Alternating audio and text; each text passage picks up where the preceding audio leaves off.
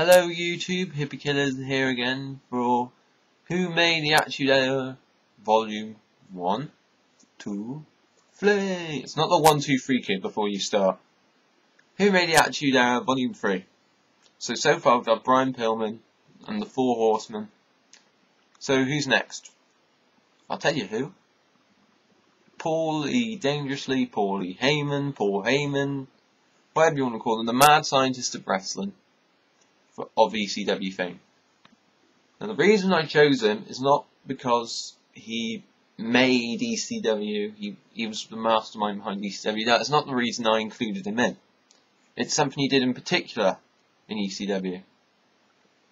So let's get in our time machine, let's do the time warp. And we're back in 94, 95, it's Philadelphia, it's ECW, and it was doing something new, like hardcore wrestling, lucha libre, star wrestling, interesting characters, edgy characters that you wouldn't have seen because the F were having like Adam Bomb and Crush and weird characters, and WCW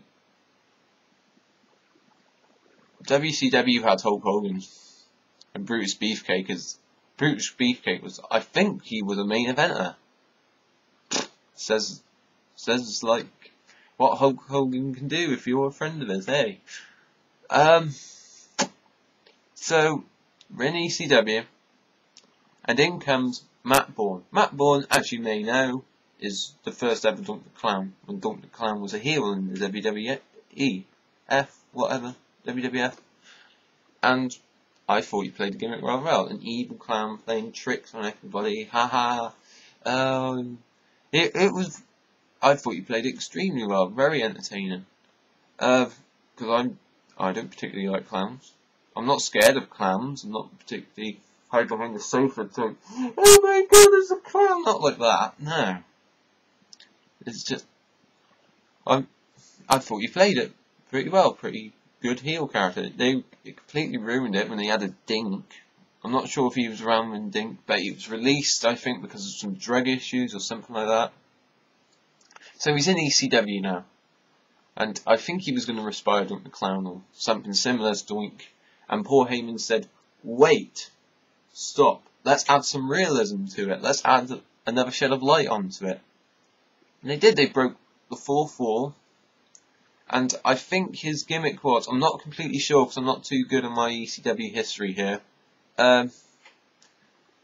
He was, oh, sorry, I lost my train of thought.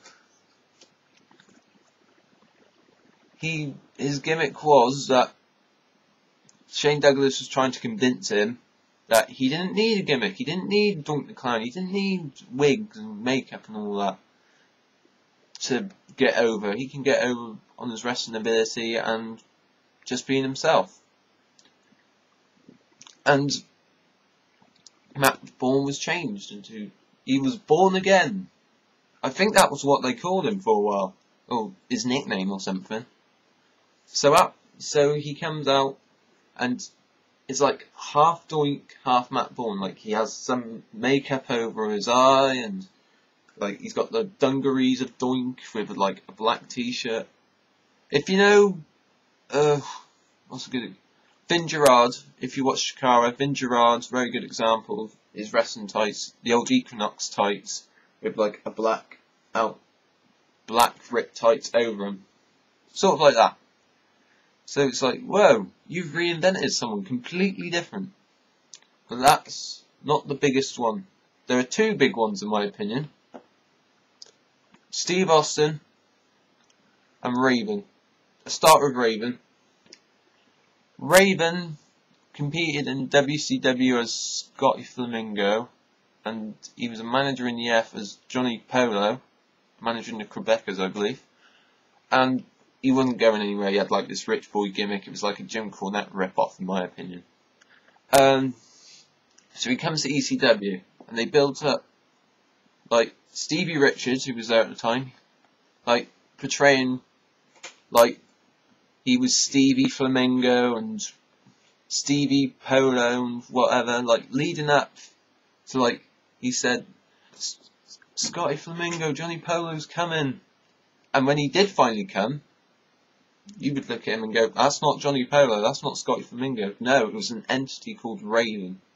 And he came out, slapped Stevie Richards across the face. That actually kind of hurt. Shouldn't have done that. And a legend was born. This like cult-like figure who would brainwash people, get people to do his bidding, just to get revenge on Tommy Dreamer. And Raven is possibly one of the greatest wrestling characters, gimmicks if you will, of all time, in my opinion. And then the other one is Steve Austin. Steve Austin, absolute legend. In WCW he had mild success. He had quite good success. He was television champion as Stunning Steve Austin. Then he went on to become one half of the Hollywood Blondes. And Eric Bischoff from WCW released him while he was injured because they didn't see any star potential about him. He comes to ECW and he starts cutting these amazing sets of promos. Amazing. Absolutely phenomenal sets of promos. Like, it's like an 8-minute one, 6-minute one, and where he's just talking about how Dusty booked him, the politics of WCW. Really good promo. If you haven't seen it, go check it out. It's on the Steve Austin, like, Legacy of Stone Cold, I believe it's called. I've got it. It's on that DVD. Go check it out. And, you know, totally reinvented Steve Austin as this badass. He was feuding with the Sandman and Mikey Whipwreck. And, you know, reinvented people. That's what he did. Paul Heyman could probably take... who was a bad gimmick? Who was a bad gimmick? Yes. Duke the Dumpster Droese. He could probably take Duke the Dumpster Droese and completely reinvent him as, like, I don't know, a badass biker with a girlfriend or something like that. That's what Paul Heyman could do. And I really appreciate him for that, but because of him, we got Stone Cold Steve Austin, the beginning of Stone Cold Steve Austin, and we got Raven brought into the wrestling world. So that is why Paul Heyman is number 3 on the list. It's not ranked or anything, it's just he's number 3. So, that's the reason why Paul Heyman's in. I should have a hot off the presses review coming up soon, so check out for that. Subscribe, rate, comment, whatever. Hope you enjoyed the video. This is Hippykillerz, signing out and drinking tea.